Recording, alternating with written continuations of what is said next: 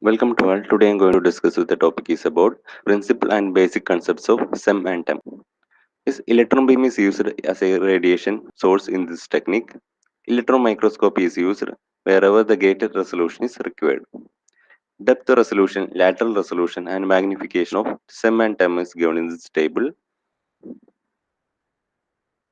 The images of electron microscopy can show the ultrastructure of cell or any specimen. These are the schematic representation of incident electron in thin specimen. What happening means back scattering electrons occurred, second electrons also occurred, emitted X-rays, also transmitted electrons. In some scanning electron microscopy, electrons which are reflected back from the specimen in the form of three ways: secondary electrons, back scattered electrons, emitted X-ray are collected and structure of specimen is imaged in 3D and black and white. TEM, transmission electron microscopy. Electrons, those are passed through the sample, are imaged and give the idea about internal structure of the sample. Electrons transmitted through the sample will strike into the fluorescent screen and it will converted into the image which is 2D and black and white. Electron gun is used to produce electron beam operated at 1 to 30 kilovolt for SEM and 80 to 300 kilovolt for TEM. Tungsten filament is used in electron gun which emits the beam of electrons at a very high voltage.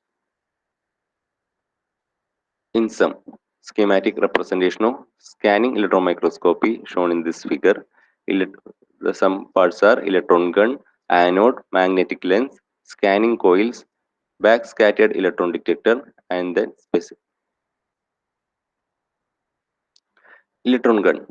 Production of electrons 1 to 30 kilowatt. Anode is used as a function for acceleration of electron. Magnetic lens, condenser and objective lens will focusing the electron towards the object lens through the sample. Detector, BSD detector is using.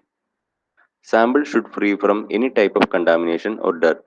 Otherwise, it will strongly affect the quality of imaging.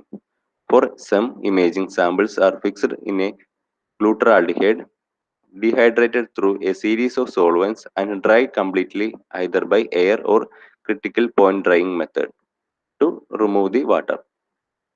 The sample is then mounted into the special metal holder and coated with a ultra thin layer of gold platinum before imaging the SEM. Coating is highly essential and the thickness of the ultra coating is approximately 10 nanometer. This will give a good image. Three types of detection method. Secondary electron detection. ET detector is most commonly used detector for detection of secondary electrons in SEM. It contains biased grid which is positively charged to attract the secondary electrons. Backscattered electrons detected by BSC detector and again ET detector is used for the detection of backscattered electrons. In X-ray detection, X-ray detector is placed and it will detect the X-ray emitted from the sample. It is known as EDX, Energy Dispersive X-ray Analysis. In TEM,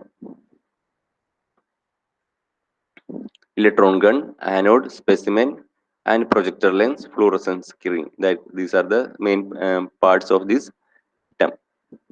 Electron gun. The tungsten filament is used for the production of electron beam in electron gun. 80 to 300 kilovolt is applied to produce electron beam. High accelerating voltage is applied for the production of high intensity electron beam. So it is penetrate the sample up to thickness of 1 micrometer. TEM is operated under vacuum to reduce any kind of interference by air. Sample preparation in TEM. First fixation, rinsing, secondary fixation and dehydration. Objective lens. The function it is also known as electromagnetic lens and focus the transmitted beam towards the projector lenses. In projector lenses, it will magnify the transmitted beam coming from the objective lens and focus towards the fluorescent screen or CCD detector. TEM imaging modes. Different types of modes are there. Bright field imaging, electron diffraction, high resolution TEM, scanning TEM, high angle annular dark field. Thank you.